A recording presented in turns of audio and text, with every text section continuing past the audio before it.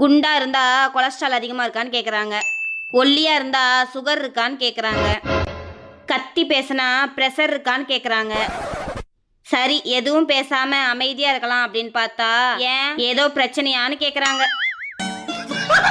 பாவம் புள்ள அந்த ஆள் நல்ல மனுஷன். ஒரு வாயாடியை கல்யாணம் பண்ணிக்கிட்டு படாத பாடு படுறாரு.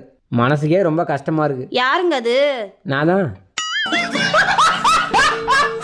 கல்யாண வாழ்க்கை சந்தோஷமாக போகணுமா? இந்த 3 டிப்ஸை மட்டும் நீங்கள் ஃபாலோ பண்ணுங்கள்.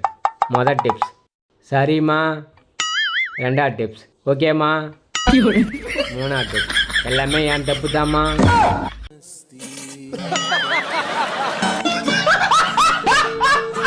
ஏங்க நேற்று நைட்டு ஏன் லேட்டாக வந்தீங்க?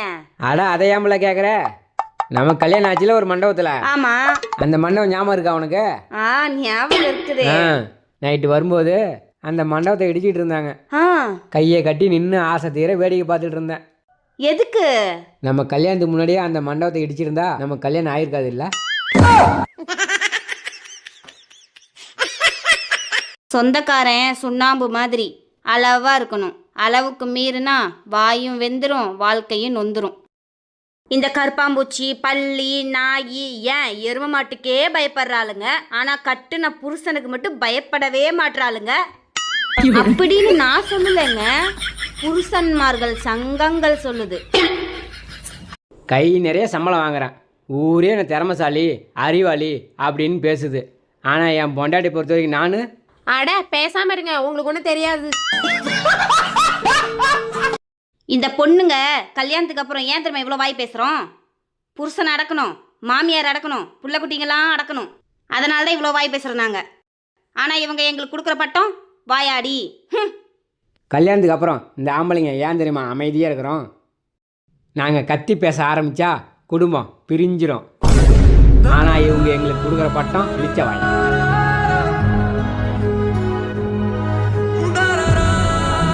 வறுமையில் இருக்கும்போது வாங்கன்னு கூப்பிடாத உறவையும், நல்லா வாழும்போது வரவேற்கிற உறவையும் உங்கள் வாசலோட முடிச்சுக்கோங்க. ஏங்க உங்ககிட்ட ஒரு கேள்வி கேட்குறேன். ஒரு லாட்டரியில் உங்களுக்கு 1 கோடி ரூபா விழுந்திருக்கு. இன்னொரு பக்கம் என்னை கடத்திட்டு போயிட்டாங்க. என்னை கடத்திட்டு போனவன் 1 கோடி ரூபா கொடுத்தாதான் உன் பொண்டாட்டியை விடுவேன் அப்படின்னு சொல்கிறான். இந்த சுச்சுவேஷனில் நீங்கள் என்ன பண்ணுவீங்க? நான் பண்ணுறது இருக்கட்டும்ல. நீ கேட்ட கேள்வி எனக்கு ஒரு சந்தேகம் இருக்குது. என்ன சந்தேகம்? எனக்கு 1 லாட்ரி தானே விழுந்திருக்குன்னு சொன்னேன். ஆனால் எனக்கு இங்கே 2 லாட்ரி விழுந்திருக்க. 2 லாட்ரியா? ஒரு லாட்ரியில் 1 கோடி ரூபா விழுந்திருக்கு. இன்னொரு பக்கம் என்னை கடத்தி. இந்தாங்க போய் வாங்கிட்டு வாங்க. கல்யாணம் ஆனால் பொறுப்பு வரும்னு சொன்னாங்க. ஆன பிறகு தான் தெரியுது பருப்பு வாங்க கூட நாம தான் போக வேண்டியிருக்கு.